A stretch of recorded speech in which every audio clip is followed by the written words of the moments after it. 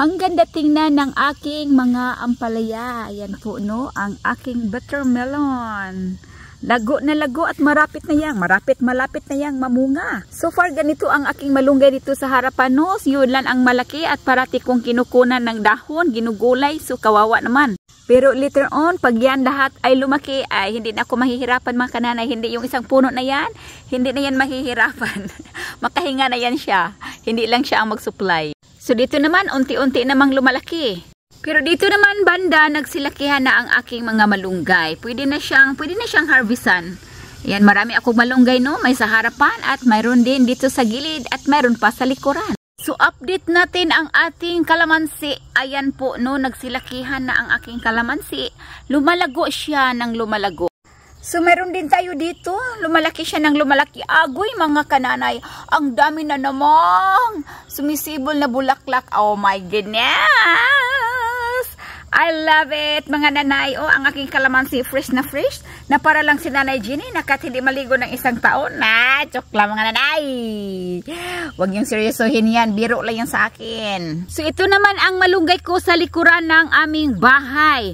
So, pag yan ay lumaki lahat, ang dami-dami yan, mga kananay, no? Basta pag magsipag talaga ay walang problema sa gulay. Basta summer lang. Kung nasa Pilipinas pa lang ako, ay nako, ang buong paligid ko ay puro gulay. Kasi mga kananay, libre na yan. Masustansya pa at organic pa. Parang si Nanay Jenny lang, organic na organic. Joke lang mga nanay. So dito naman ang dami talagang bunga ng aking kamatis. Masarap ito sa sausawan na bagoong. Hay naku, ako'y natatakam talaga habang aking pinapanood ang aking mga kamatis.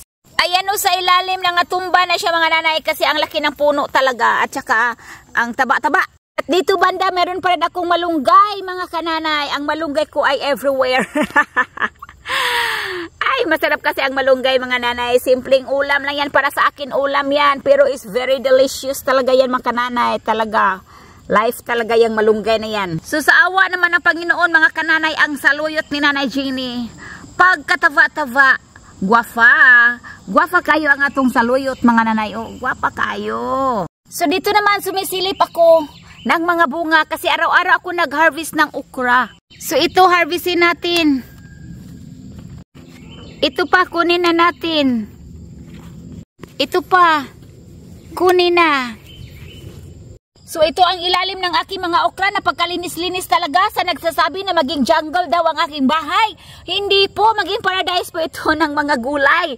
Nang dahil nga naman ay napakalinis nililinis ng Nanay Jenny yan parati talaga. Oh, I love it. Sito ang na-harvest ko no, inaano ko lang siya, gipuyos lang nako kay wala akong dalang cellophane. So pagkatapos ko doon sa labas, pumasok na naman ako dito sa loob. At ito na naman ang aayusin natin. Kulang pala, hindi kayo masan. Pag nagluluto talaga tayong mga nanay, ang daming hugasin. So ito po yung mga hinuhugasan ko. At saka mayroon pang nakaload dito sa aming dishwasher. Hugas na yan. Malinis na yan. Ready to put up. Put away to the community. No-cabinet na nanay. Sila tangi si ani mga nanay. So, ayan na nga no. So, malinis na ito. Oh. Linis na ba yan? Okay. So, malinis. So, ayan na po mga nanay. Alisin na namin natin. Alisin na naman natin ito. Ayan. Walang katapusan walang katapusan gawain. Guys! Ay! Yan. Kasi, pag nagluluto talaga maraming hugasin. Kaya dito mga kanana, hindi ata uso sa kanila yung mga, ano ba ito? Luto-luto. Kasi ano ba ito? Mali ang pagkaano ko. Mali. Hindi uso ang pagluto-luto. Bili na lang sila sa Bili-bili na lang sila sa fast food. Kasi maabusisi talaga pag magluto tayo. Ayan. Kasi siyempre mga kananay, alisin na naman natin ito at ilagay sa lagayan. O diba? Parang malinis. Ito may tubig pa. Yung dulo. So at ito naman sa ilalim mo. Diba? Loaded yan, loaded. Ang ating walang katapusan. So ito. Ayan.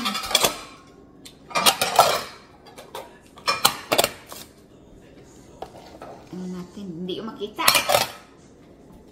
So, ayan. So, ang daming hugasan, mga nanay. Tapos na ito hugasan. Pag nagluluto talaga, Diyos ko, asahan mo na.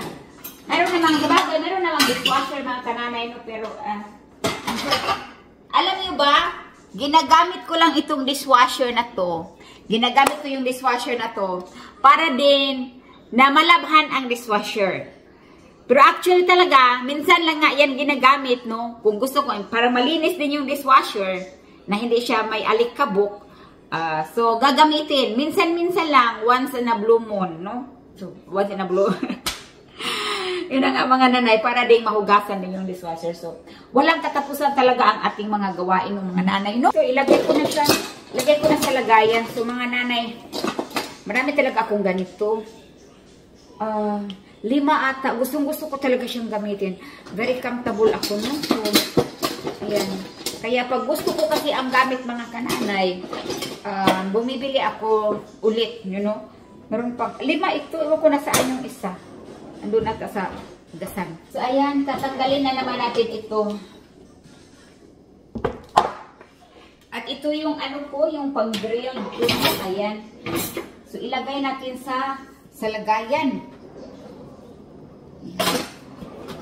Kasi what is the purpose of mga cabinet, mga kananay? So, the purpose of the cabinet is, the purpose ng nanay, doon natin ilalagay ang mga malinis na mga plato. So, ayan, na-empty na po ang aming dishwasher. Na-empty na po ni Nanay Jenny, no? Wala nang laman. O, lagyan na po na to. Mga nanay, ito na po, ng karateho na to. Kaya nahuman naman ang atong dishwasher. Wala naman siya, na-empty naman siya. So, dirin na po siya sa mga caldero. What is, you know, is this mga kananay? What is this? Caldero. Caldero. Sige lang tag-ngisi. Ano mga nanay? Yan. Sabag ang aking anak ay kumikiin. Kumakain. Pinapakain ko ng agahan. Ayan. Dito tayo sa caldero. What is caldero mga kananay?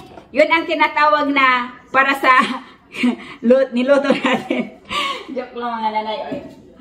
Alam niyo mga nanay, dinadaan-daan ko na lang sa tawa. Kasi nga, parang saan naman habang nagtatrabaho tayo. So, I have nobody but you. I get nobody get you. Got you, Nanay Jenny. Sige lang kagtas nga, Nanay Jenny. Katawa-katawa lamang ka, Nanay. Smile as we can. Habang nagtrabaho tayo sa ating mga gawain, huwag makasimangot. Huwag makasimangot, mga nanay. Kay, mapangit ana. Mapangit ana. Mga membro ta sa mga bitter person. So, maraming gawain. Maraming gawain, mga kananay, sa buhay-buhay. Buhay-buhay. Nga taon-taon. Mag-isip na naman tayo kung ano na naman lutuin. So, ito na. Ang last. No, ang last will. Joke lang mga nanay. Uy, kasi nga 5 nga yung ganito ko. 4 na yung nakita ko. Nandito lang pala. Dito lang pala. Sige. Kumbati mga inahan. So sa wakas natapos ko na rin. Hinagis ko lahat doon sa labas. Yung mga kananay, ayan, nilagay ko na sa lagayan no, sa cabinet. Ayan po. At may 2 akong rice cooker dito. Ayan po para sa aking brown rice. At ito naman sa regular rice. At sinali ko na rin ang sahig dito sa kusina mga kananay. Nilinis ko na rin, aguroy. So, okay na mga kananay, pati ang aming island in the stream. Ayan po no, tapos na. Okay, pahinga muna ako mga kananay.